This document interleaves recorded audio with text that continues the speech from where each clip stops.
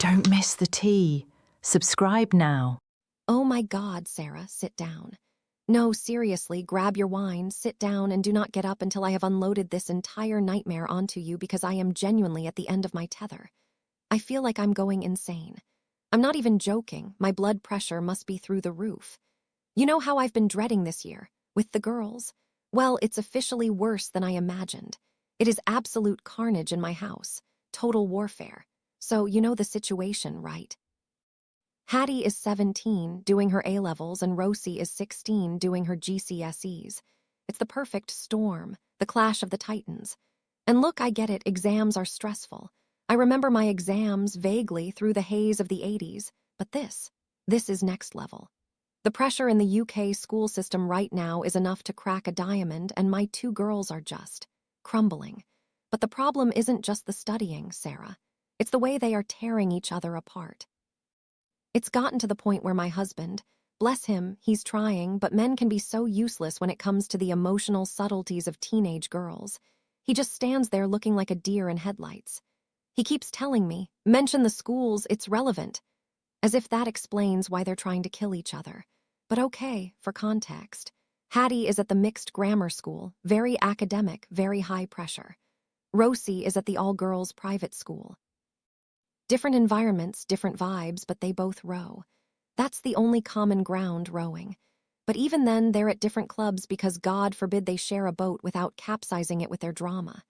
Here is the tea, though. The real issue isn't the exams, it's the behavior. We just went through mocks, right? Mock exams, supposed to be a practice run. It was a disaster. They are both anxious, obviously, but the way it manifests. Hattie gets quiet, maybe a little snarky. She'll needle Rosie a bit, or just blatantly ignore her, which drives Rosie up the wall. But Rosie. Oh, Sarah, Rosie is on a warpath. She is practically bullying Hattie. I'm talking full-on mean girls behavior inside our own home. She tries to control every room Hattie enters. If Hattie walks into the kitchen, Rosie screams that she's disturbing her aura or some rubbish.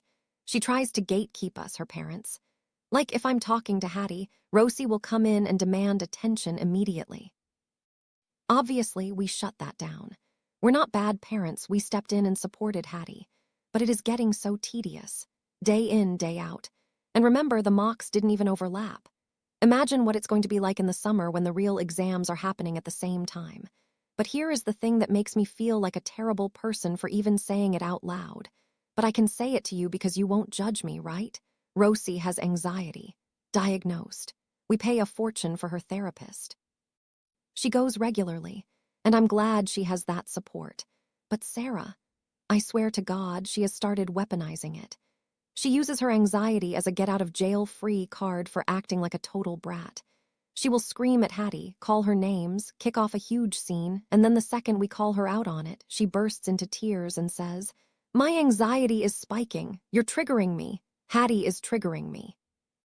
And Hattie, my poor Hattie, you know she's got the weight of the world on her shoulders. She's got the chronic pain, those awful migraines that knock her out for days, the visual impairment, and the ADHD. She's dealing with so much physically. Because of the ADHD, she needs stimulation, right? She's always listening to music, or she has those little fidget toys, the clicky ones, and she hums. She doesn't even know she's doing it half the time.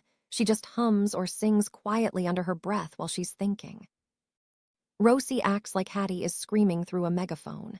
She says the noise physically hurts her. We actually moved Hattie's bedroom. Can you believe that? We appended the house to move Hattie to the other side of the property just to give Rosie some peace. And to Hattie's credit, she took it well. She actually likes the new room. She wears her headphones. She tries to be quiet. She's really tried to adapt. But it's never enough. If Hattie so much as breathes wrong, Rosie starts a fight. And Hattie, she's smart, she's sharp. She started pointing out the hypocrisy. She'll back down if we ask her to, but she looks at us with this look that says, "This is unfair and you know it." And she's right. It is unfair. But Rosie just will not stop. So here is where I am at, and tell me if I've lost the plot. We have 5 months until the real exams. 5 months of this hell. I am tired, Sarah. I am so tired of the screaming, the door slamming, the she's breathing too loud, the get out of the kitchen. I sat down with my husband last night and I said, I think we just need to separate them. like fully quarantine them from each other. But because Rosie is the one who explodes and won't listen to reason, I was thinking, maybe I just tell Hattie to be the one to back off. I know how that sounds, but listen to the logic. Rosie is irrational right now. You can't reason with a terrorist, and right now, Rosie is holding the household hostage with her anxiety. Hattie is reasonable. Hattie listens. If I tell Hattie, look, for the sake of peace, just stay in your room, come to dinner 10 minutes after Rosie has finished, avoid her entirely, Hattie will actually do it. It would solve the fighting instantly. It's pragmatic, isn't it? It's triage. You treat the bleeding wound first. So I tested the waters. I sat Hattie down yesterday afternoon. It was just the two of us. I tried to be gentle. I suggested that maybe, just for the next few months, she could be the bigger person. I suggested the dinner schedule, having her eat separately so Rosie doesn't get stressed by her chewing or whatever ridiculous thing it is this week. I asked her to just disappear a little bit, to back down from every argument even if she's right, just to keep the peace. Sarah, she went nuclear. I have never seen Hattie like that. She is usually so laid back despite the pain and the ADHD. But she looked at me and her face just went red. She completely blew up. She stood up and shouted, "Are you kidding me? Mum, A-levels are infinitely more important than GCSEs." And she's not wrong, technically. A-levels determine her university. GCSEs are just the stepping stones. The stakes are higher for her. Then she dropped the bomb. She said, "If anyone should get preferential treatment, it should be me. I am the one who is always trying to keep the peace. I am the one moving rooms. I am the one tiptoeing around. And Rosie is just being a little bitch." I gasped. I mean, she said the quiet part out loud.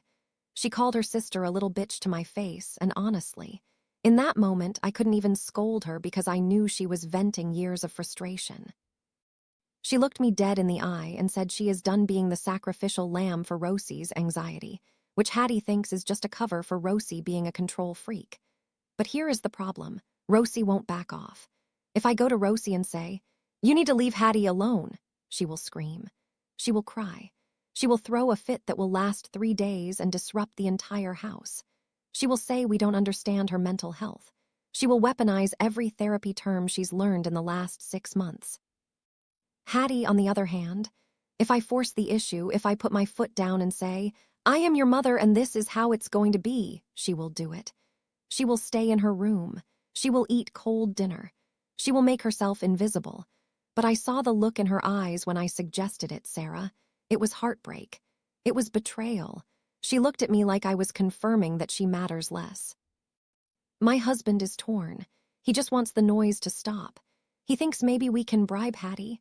But this isn't about money. It's about fairness. I'm literally holding the scheduling app on my phone right now, trying to figure out how to rotate their lives so they never cross paths. But I know that to make this work, I have to prioritize the youngest. I have to prioritize the bully because the bully is the squeaky wheel. And I have to ask my eldest, my poor, migraine-suffering, hard-working eldest, to take one for the team yet again. If I do this, I solve the fighting. The house will be quiet. They might actually pass their exams because they aren't wasting energy screaming. But Hattie, she basically told me that if I do this, she'll never forgive me. She didn't say those exact words, but the vibe was, "If you choose her over me right now, don't expect me to come home from university on weekends."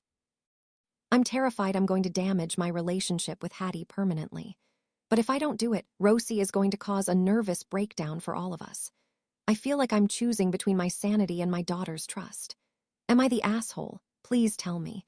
Am I being a terrible mother for considering sacrificing the good kid to appease the difficult one? Or is that just what parenting is? Survival of the fittest. God, I need a refill. Pour me another one. This is going to be a long 5 months. What would you do? Would you tell Hattie to suck it up?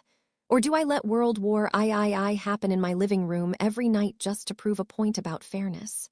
Tell me.